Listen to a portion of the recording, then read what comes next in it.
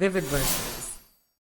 The coffee at Grinders Depot was always exactly 17 degrees too hot, which meant exactly 4 minutes and 30 seconds of waiting before the first sip. Nathan Cross had timed it dozens of times, and the consistency was almost admirable.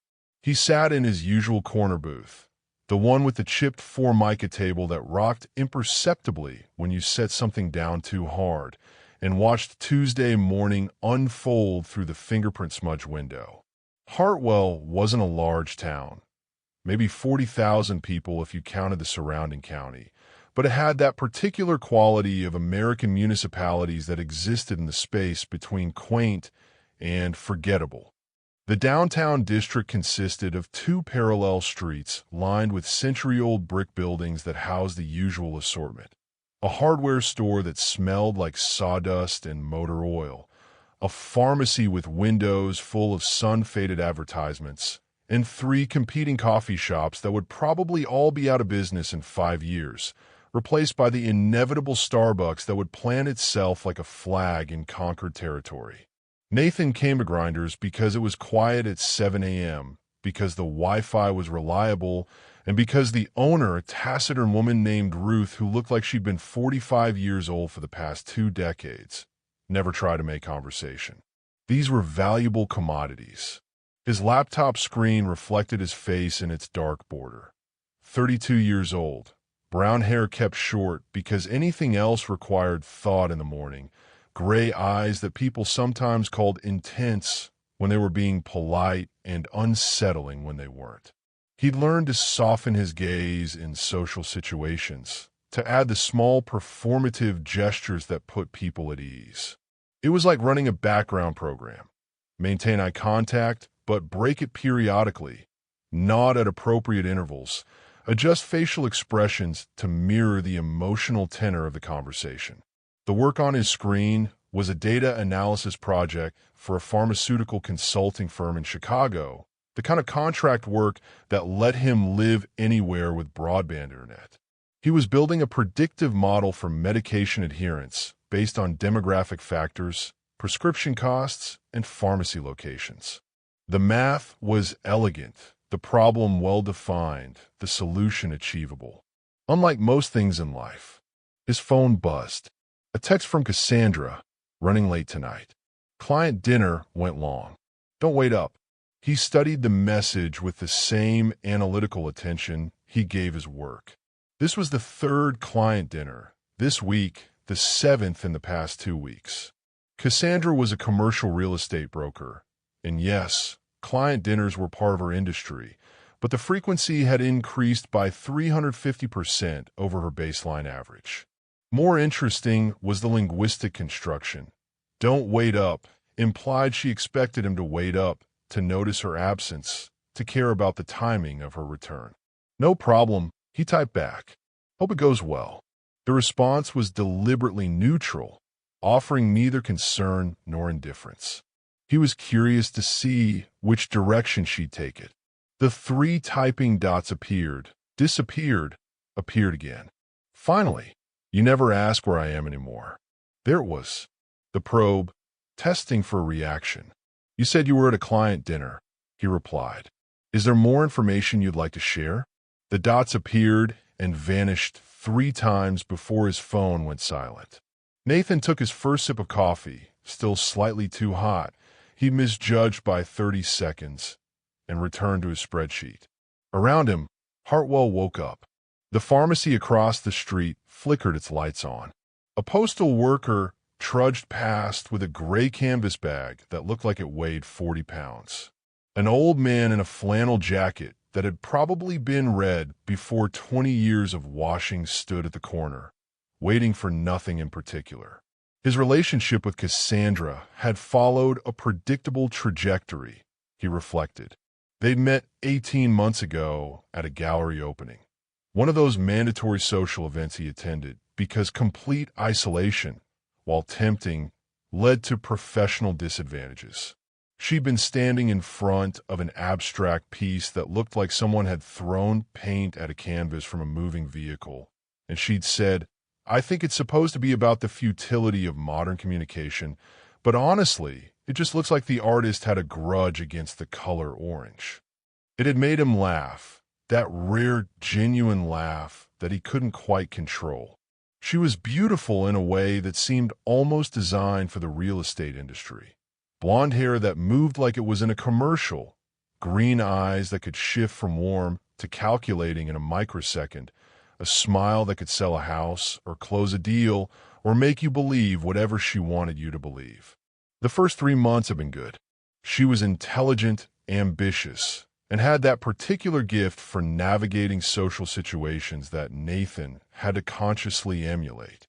She could walk into a room of strangers and leave with 3 business cards and 2 invitations to lunch. He'd appreciated the complimentary skill set, but somewhere around month 6, he'd started noticing the patterns. The way she'd mention other men, always casually, always with just enough detail to paint a picture. Mark from the office thinks I should get this Lexus instead of the Mercedes. Tyler, you remember, I mentioned him, the developer from the Riverside project.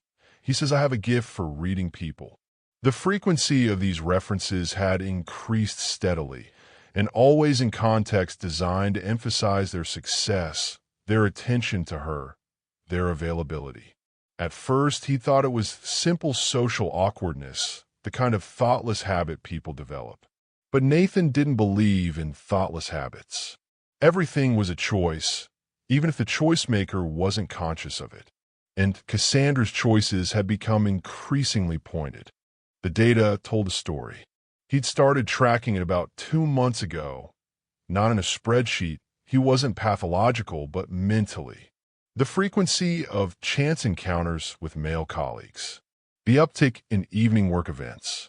The mentions of other men's opinions on topics, ranging from her career to her appearance to their relationship. And most tellingly, the testing behavior. Small provocations designed to elicit jealousy, insecurity, pursuit. The problem was that Nathan didn't experience jealousy the way she seemed to expect. It wasn't that he lacked emotion. He could appreciate a sunset, find humor in absurdity, feel genuine affection for people who earned it. But jealousy required a specific combination of insecurity and possessiveness that his mind simply didn't generate. Either the relationship had value or it didn't. Either she wanted to be in it or she didn't. The existence of other options was irrelevant to those binary questions.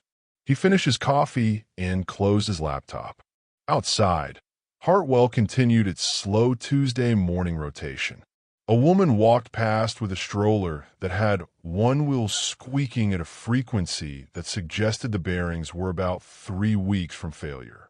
The old man in the flannel jacket still stood at the corner, and Nathan wondered briefly if he was waiting for a bus that no longer ran, caught in a routine that outlived its purpose.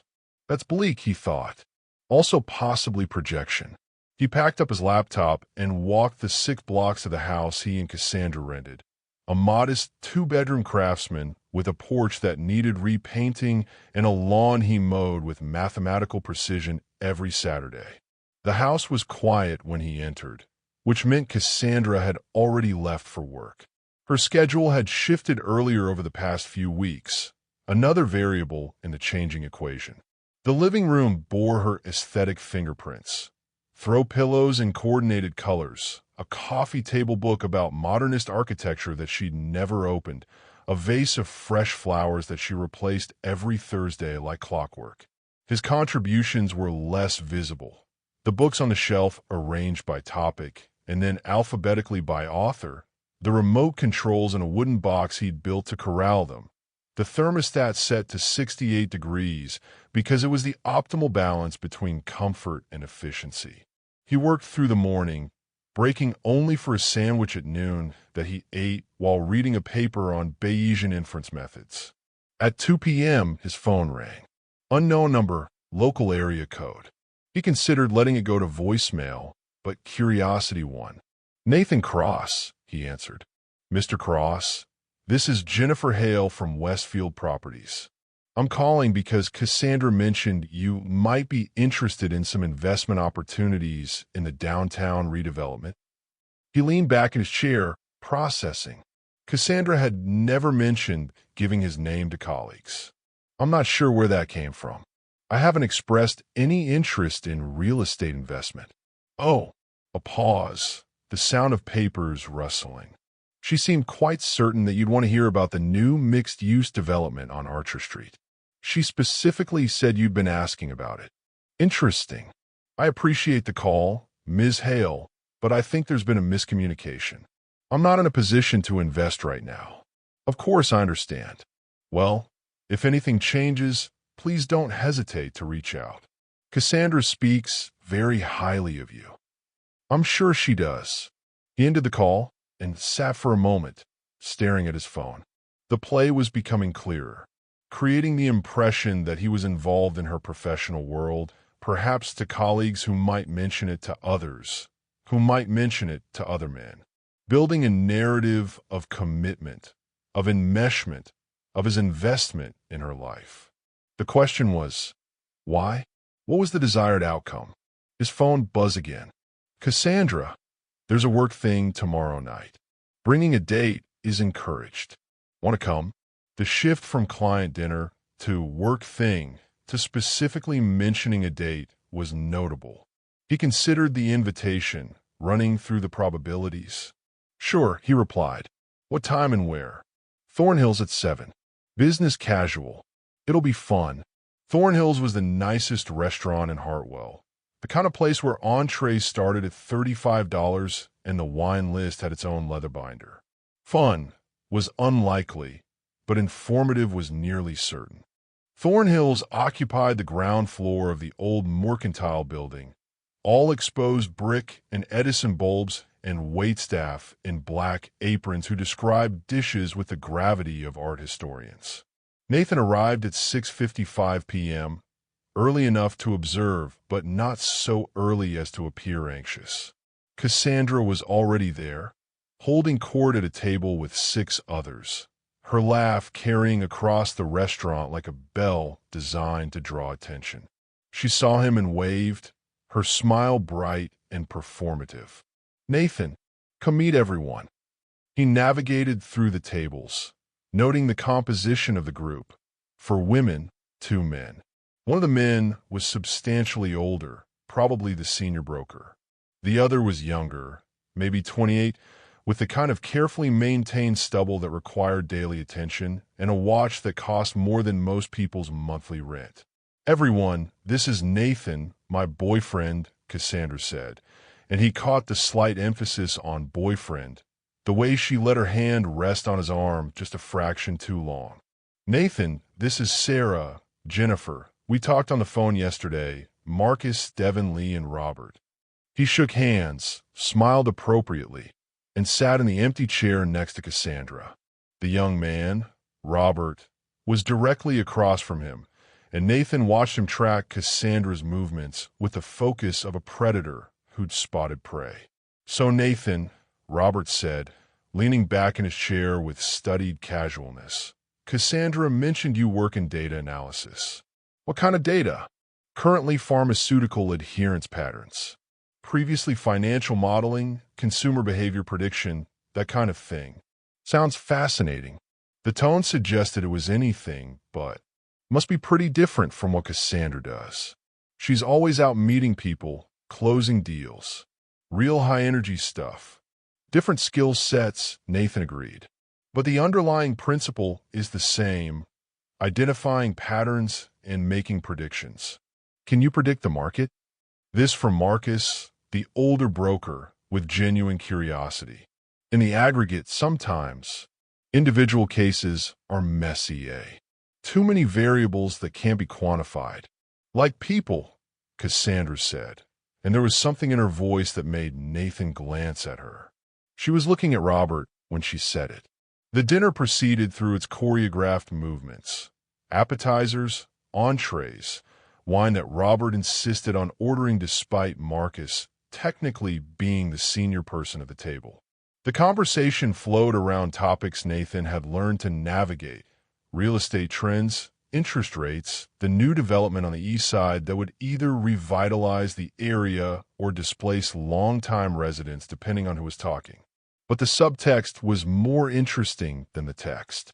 Robert found reasons to touch Cassandra's arm, to lean in when she spoke, to laugh just a beat too long at her jokes. And Cassandra allowed it, even encouraged it, her body language open and receptive in a way that would read as flirtatious to anyone watching. Which was the point, Nathan realized. He was supposed to be watching. This was a performance stage for his benefit. He excused himself to the restroom and took a moment to analyze the situation properly. The evidence suggested a deliberate campaign to provoke jealousy, the increased mentions of other men, the creation of situations where his attention to her absence would be noted, the professional call from Jennifer that served no purpose except to demonstrate her willingness to involve him in her world. And now this, a public display designed to create social pressure. The question was whether this was conscious manipulation or unconscious behavior driven by insecurity. His assessment leaned toward conscious, but the distinction mattered less than the fact of it. When he returned to the table, the conversation had shifted to weekend plans. Robert was describing a hiking trail outside town, looking at Cassandra when he said, "It's supposed to be incredible this time of year. Maybe we should get a group together." "That sounds amazing," Cassandra said. "I've been wanting to get out more." "Nathan's always working." She said it lightly, but it was a criticism dressed as observation. "Important to maintain balance," Robert said, and Nathan wondered if the irony of a real estate broker lecturing about work-life balance was intentional. "I agree," Nathan said. "Cassandra's been putting in a lot of evening hours lately. Client dinners, networking events. Very dedicated." The table went quiet for half a second, a ripple of awareness that something sharp had just passed between them. Cassandra's smile didn't change, but her eyes did. "Well, someone has to pay for dinners at places like this," she said, and got a laugh from the table that sounded more nervous than amused. The rest of the meal was professionally pleasant and personally tense. When they finally left, Robert making a show of helping Cassandra with her coat, Nathan drove them home in silence. Cassandra stared out the window, her jaw tight. "You embarrass me tonight," she said as they pulled into the driveway. "By mentioning that you work evenings? I thought that was a point of pride. You know what you did? You made it sound like I'm neglecting you." "Did I?" He turned off the car and looked at her. "What I said was factually accurate. You have been working more evening hours. That's not a criticism, it's an observation. Everything is data with you. Everything is just numbers and patterns and observations." Her voice rose slightly. "Do you even care that Robert was flirting with me all night? Should I? A normal person would be bothered by it. I'm not bothered by Robert. I'm curious about why you invited me to watch him flirt with you." She opened the car door. "You're impossible to talk to." Inside, she went to the bedroom and he went to his office. He opened his laptop but didn't start working. Instead, he stared at the screen and ran through the decision tree. Option A. Ignore the pattern and continue the relationship until it degraded further. Probability of outcome improving. Less than 5%. Option B. Confront the behavior directly. Probability she would acknowledge it honestly. Less than 20%. Probability of defensive escalation. Over 70%. Option C. Wait and gather more data. Probability of pattern changing. Less than 10%. Probability of his own tolerance eroding. Over 80%. None of the options were good, but option C at least had the virtue of clarity. Whatever was happening would resolve itself, one way or another. The next 2 weeks followed a pattern so predictable that Nathan could have written the script in advance. Cassandra increased the frequency and intensity of the provocations. More late-night texts from clients. More mentions of Robert specifically, his opinions, his accomplishments, his invitation to a Saturday brunch that she attended and came home from 3 hours later than she'd said. She left her phone face up on the counter, screen glowing with notifications, an open invitation for Nathan to look, to snoop, to demonstrate the jealousy she seemed desperate to provoke. He didn't look. He didn't ask. He simply continued his work, maintained the household routines, and waited for the endgame. It came on a Wednesday evening. He was cooking dinner, chicken with roasted vegetables, a meal he'd perfected to the point of automation, when Cassandra came home early. She stood in the kitchen doorway, still in her work clothes, and watched him with an expression he couldn't immediately categorize. "We need to talk," she said. He turned down the heat on the stove. "All right." She sat at the kitchen table, and he noticed she'd positioned herself where the evening light came through the window, highlighting her profile. Even in confrontation, she was managing the staging. "I don't think you're invested in this relationship anymore," she said. "What makes you say that? You don't ask where I am. You don't seem to care when I'm out late. You barely react to anything I do." He leaned against the counter, giving her his full attention. "Would you like me to track your movements? To interrogate you about your schedule? To react with anger or suspicion? I'd like you to care. I do care. That's why I've never tried to control you or questioned your choices or demanded explanations. You're an adult with autonomy. I respect that. That's not caring, Nathan. That's indifference." He considered this. "I think you're confusing caring with anxiety. You want me to be anxious about losing you, and you're interpreting the absence of anxiety as the absence of caring." Her eyes flashed. There you go again, analyzing everything, turning feelings into logic problems. "You're the one who asked for this conversation."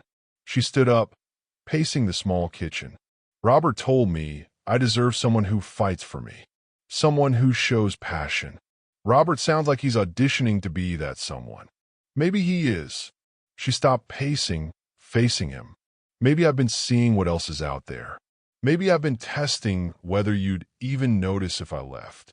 "I've noticed everything," Nathan said quietly. "Every late dinner, every mention of another man's opinion, every carefully constructed scenario designed to make me jealous. I've noticed all of it, and you didn't do anything. What would you have liked me to do? Forbid you from going out? Demand access to your phone? Issue ultimatums? Those aren't the actions of someone who loves you. Those are the actions of someone who wants to control you. They're the actions of someone who cares enough to fight." Her voice rose to a near shout.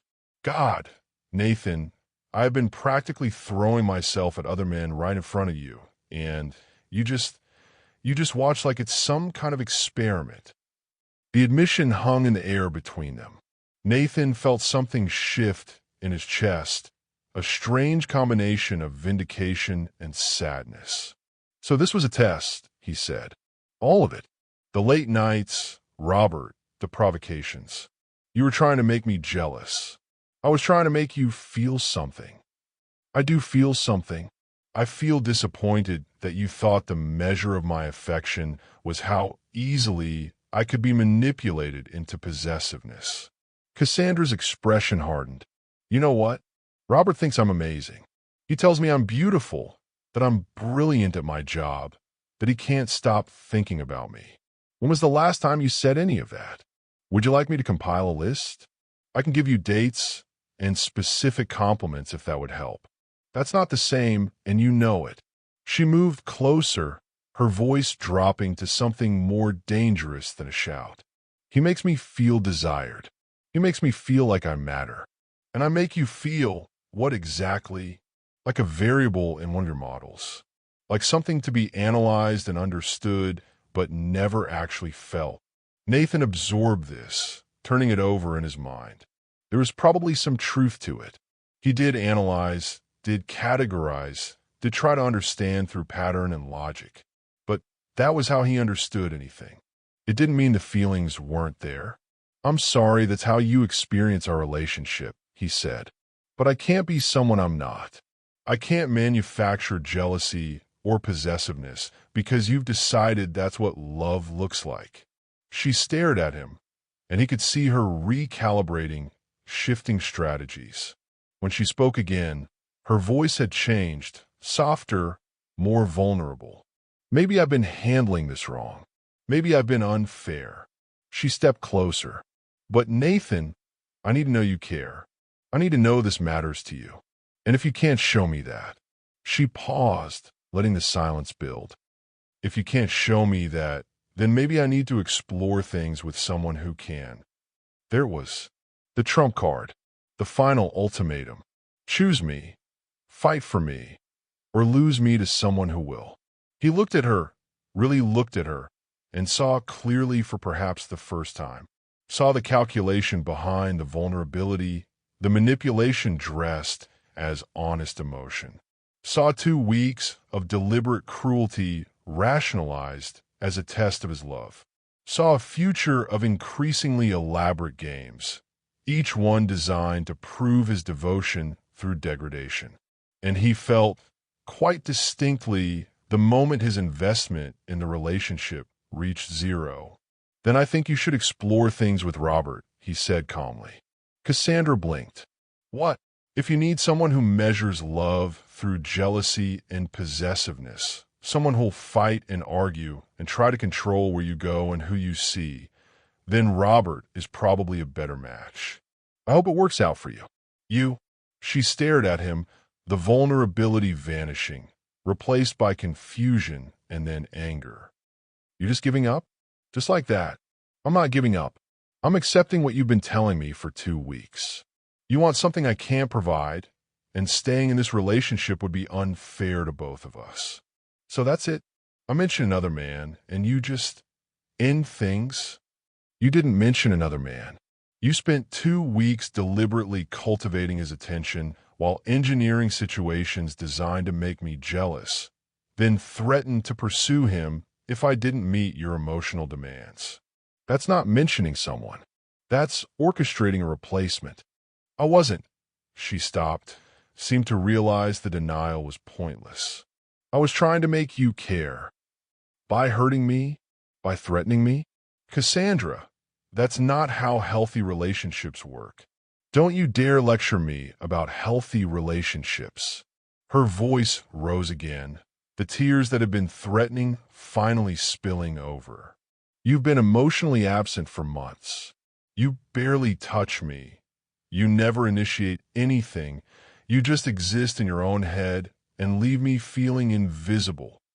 Then we should have talked about that, honestly and directly, not through games and manipulation and tests.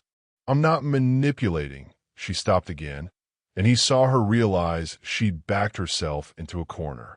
The anger shifted to something more desperate. Nathan, please. I didn't mean it. I was just trying to get a reaction. I don't want Robert. I want you to want me enough to fight for me. He shook his head slowly. I'm not going to fight for something that requires these kinds of games to sustain. I'm not interested in a relationship where affection is weaponized and loyalty is constantly tested. You're really doing this. Her voice was hollow now. You're really ending us over this. You ended us 2 weeks ago when you decided the relationship wasn't valuable enough to address problems directly. I'm just acknowledging reality.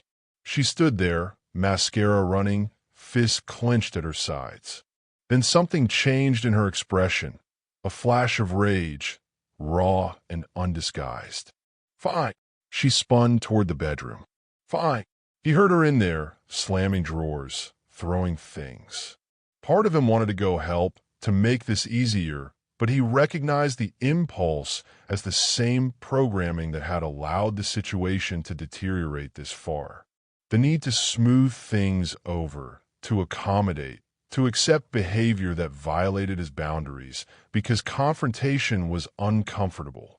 He turned the stove off completely and started putting the food away. Dinner wouldn't be happening tonight. Cassandra emerged with an overnight bag, her face blotchy and furious. I'm going to Robert's. Since that's what you want apparently. It's not what I want, but it's your choice to make. You don't even care. I'm leaving and you're just putting away vegetables. Would you prefer I try to stop you? Physically block the door?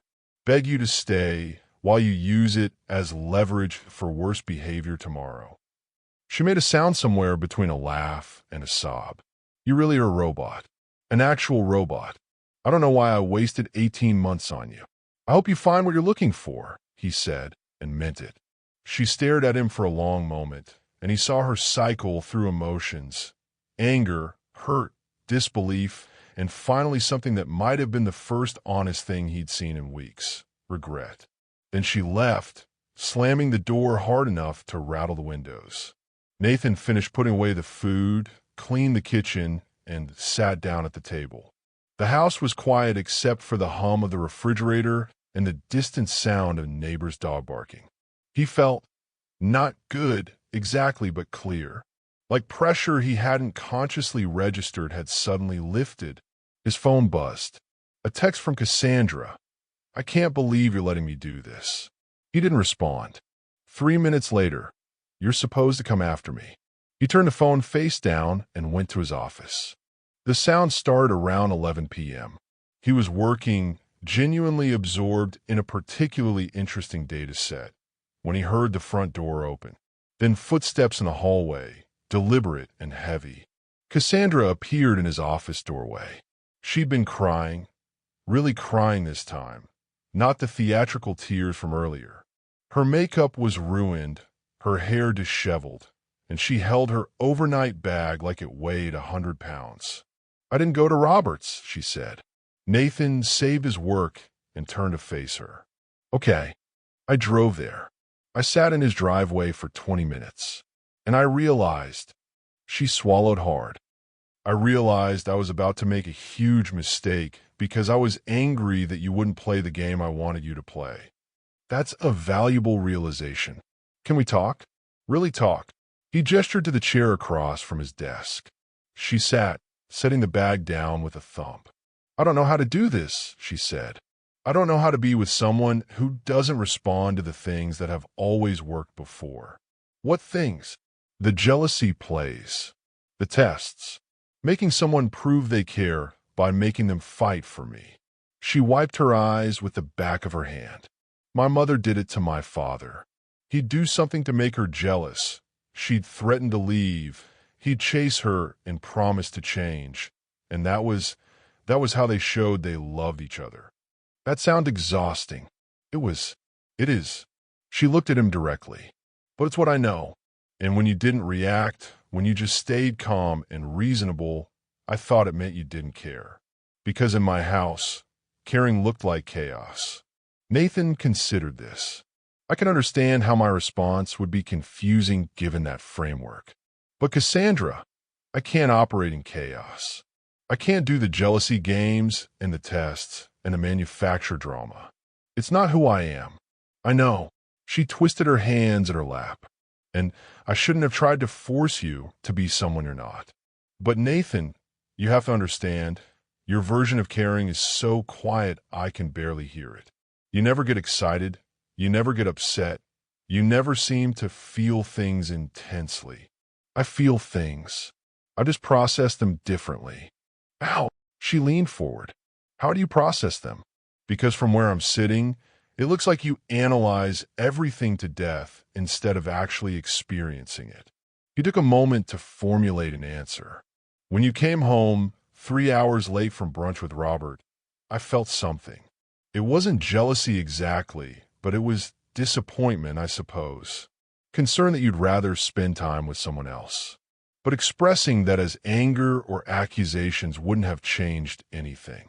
So I processed it, understood what it meant about our relationship trajectory, and adjusted my expectations accordingly.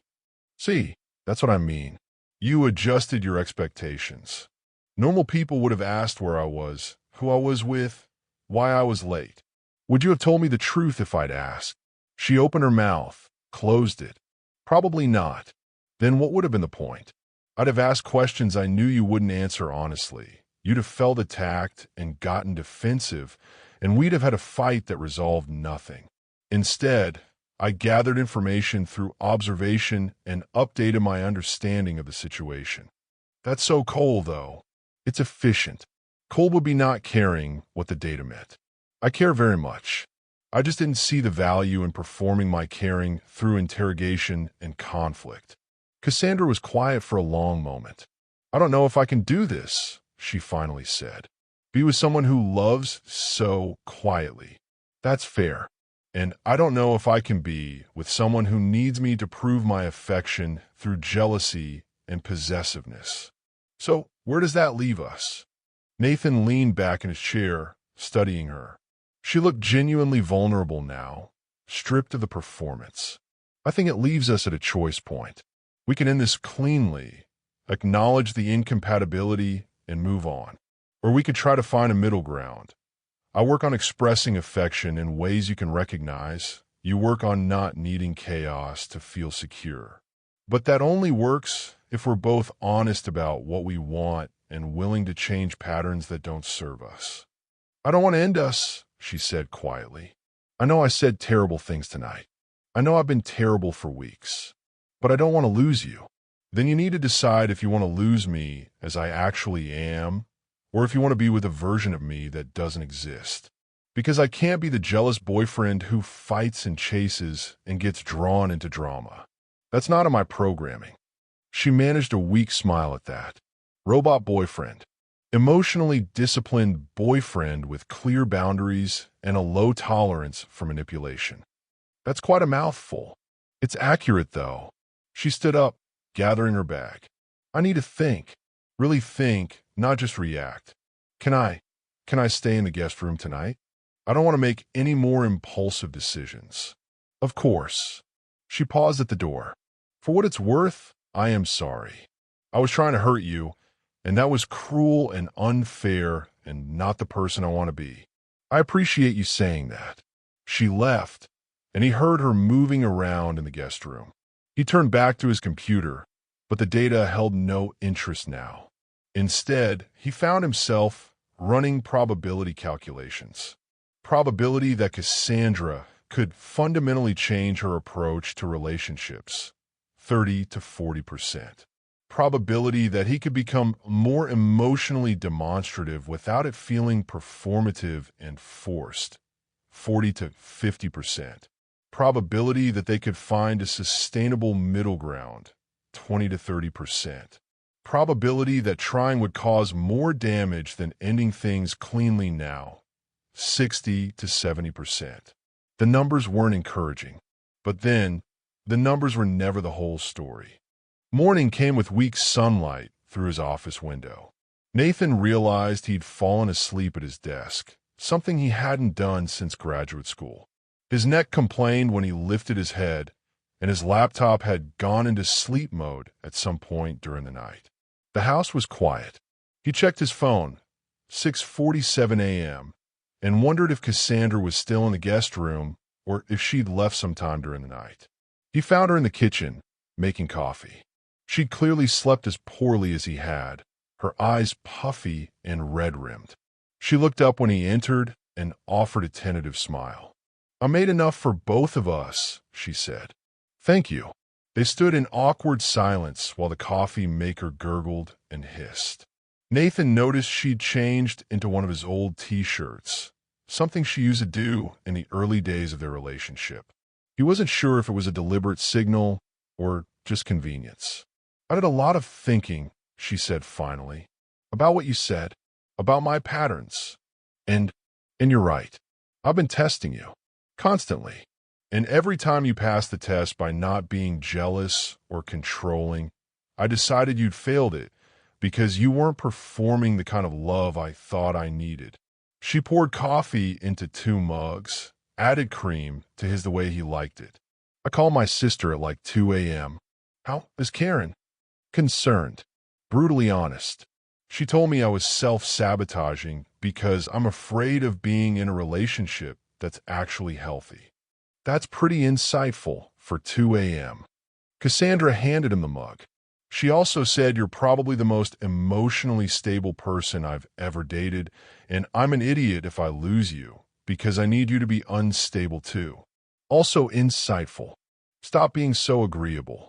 It's unnerving when I'm trying to apologize properly. Nathan felt the corner of his mouth twitch. Sorry.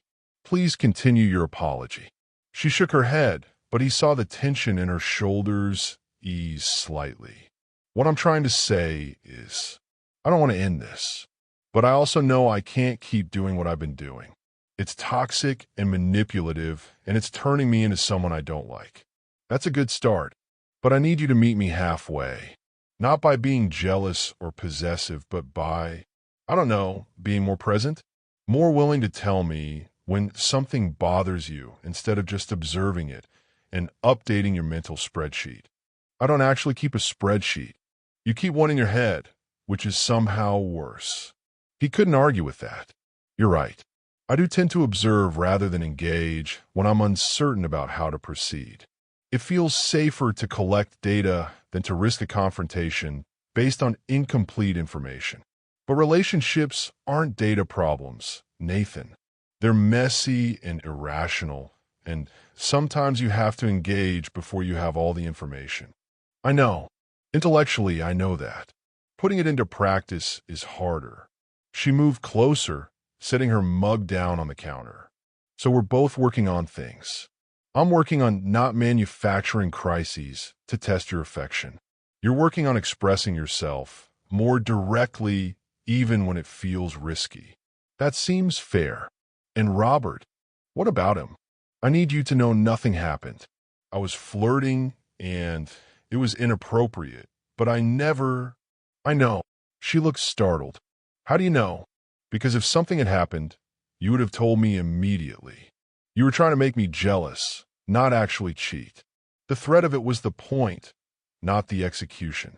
God, it's creepy how well you read people. It's not reading people. It's reading you specifically. There's a difference. She studied his face for a long moment. Do you love me? I know you've never said it, and I've told myself that's fine, that you show it in other ways. But do you actually love me? Nathan considered the question with the seriousness it deserved. Love was a word people used for everything from appreciation to obsession, and he'd always been wary of deploying it without understanding exactly what he meant. I care about your well-being, he said slowly. I enjoy your company. I admire your professional competence. I find you intellectually engaging and physically attractive.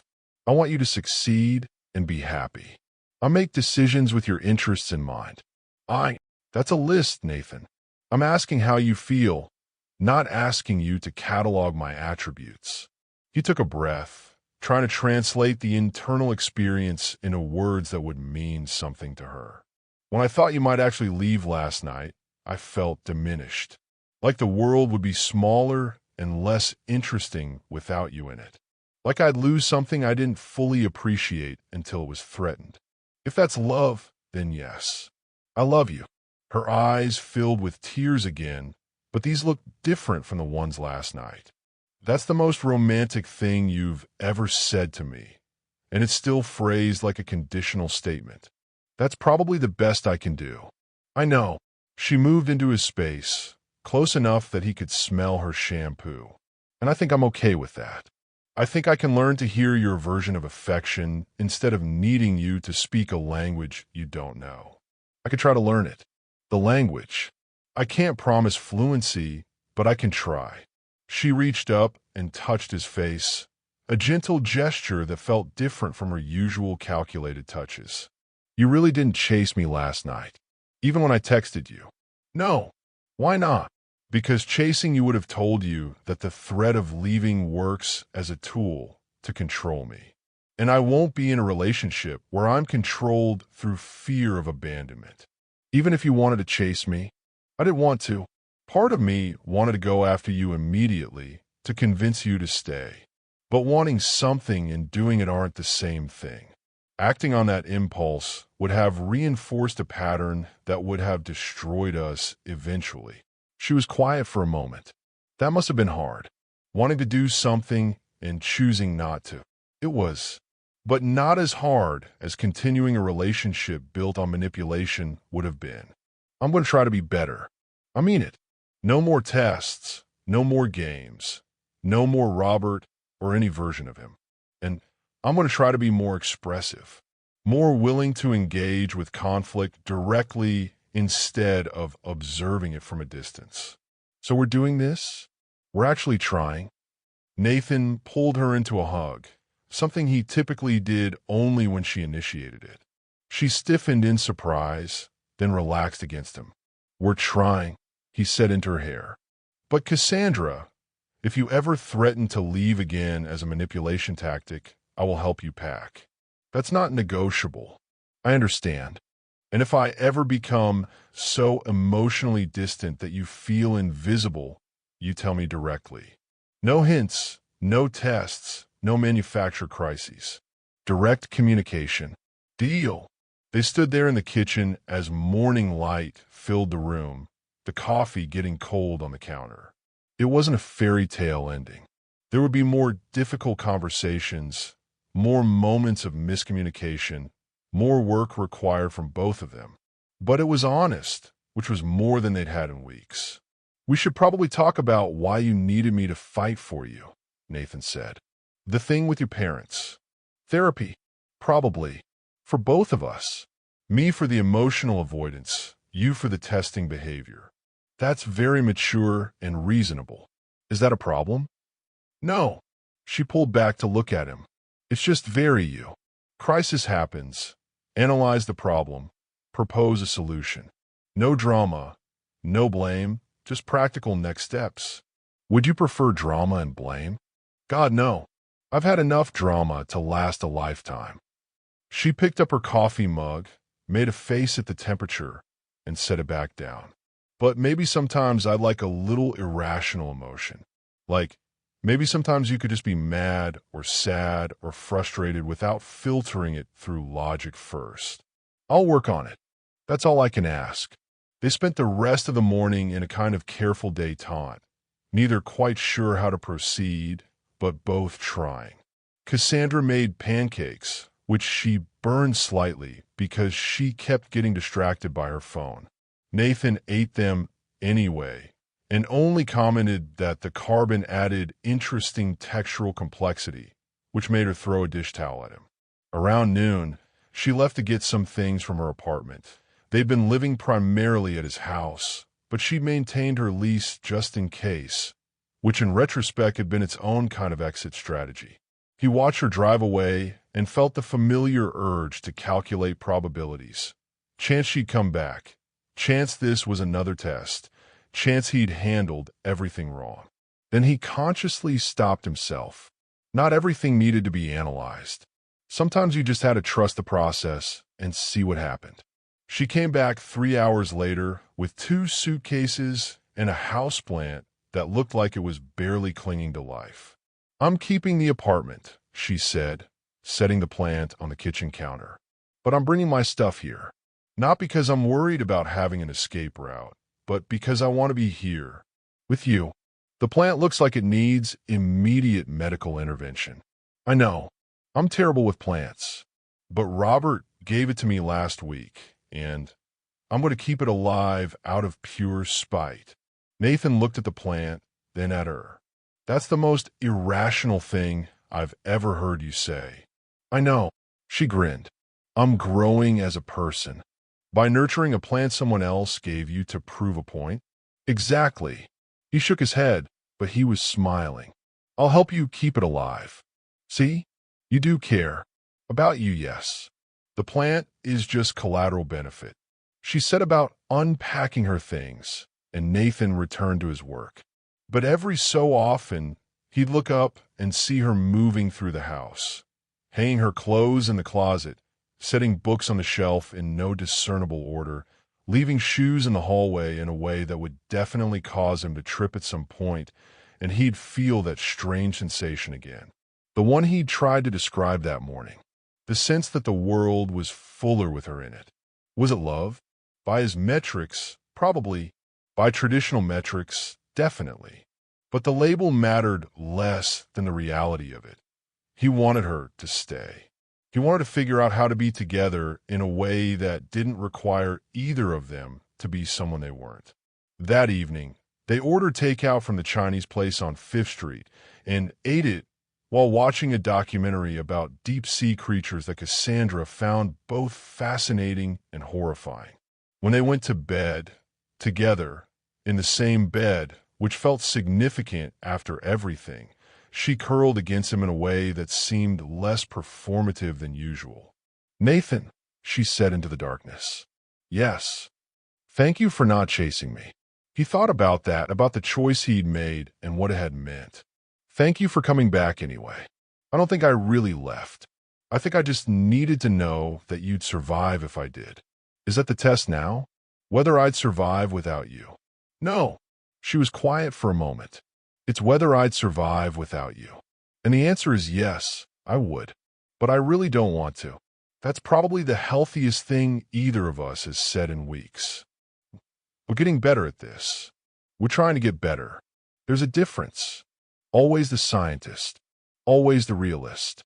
She laughed softly, and he felt it vibrate through his chest. Outside, Hartwell settled into its quiet Wednesday night rhythm. Somewhere a dog barked. A car drove past. The refrigerator hummed its steady song. And Nathan Cross, data analyst and emotional skeptic, allowed himself to hope that maybe, just maybe, this particular experiment in human connection might actually work out. The probability was still only around 60%. But then, he'd been wrong about probabilities before. Thanks for listening.